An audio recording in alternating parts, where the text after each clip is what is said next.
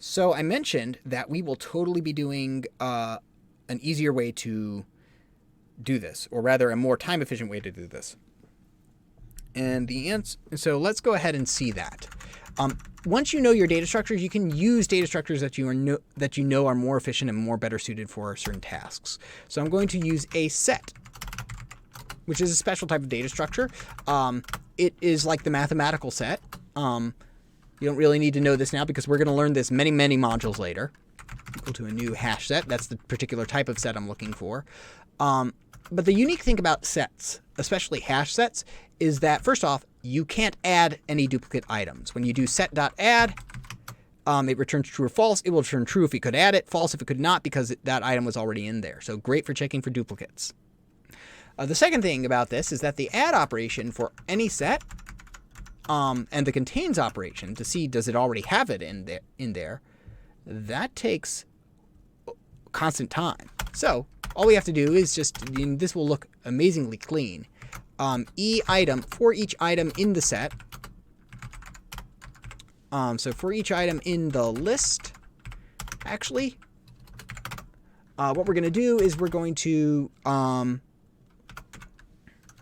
going to break this up. Boolean set Boolean could add is equal to set.add item.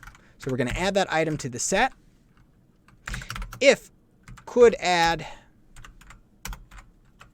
and again, I'm doing this actually not as tersely or concisely as I could, but to make it more readable. If could add is false, and that means there was a duplicate. The item we just tried to add was a duplicate, so return false. And then if we can go through the end, return true. And the wonderful thing about this is that each of those operations, this add operation with a hash set, is constant time. Now, this is because of some memory hackery and some weird hackery that goes on in hash set that enables it to be constant time. But it has a cost.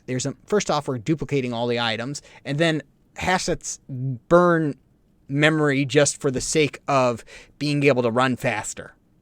So you can get these better lookup times for sets. But this is an example of how to make that a lot.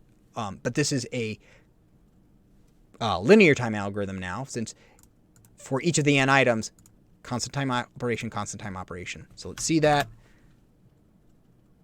Yeah, you see how much quicker that went?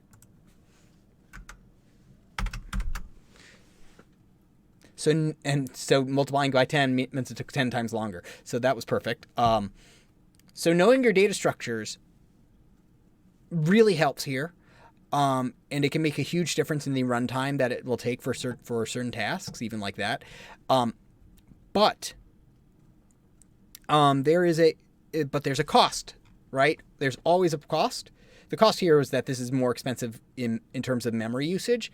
On the other hand, as we've already discussed, memory is cheap. Memory is cheap, time is not.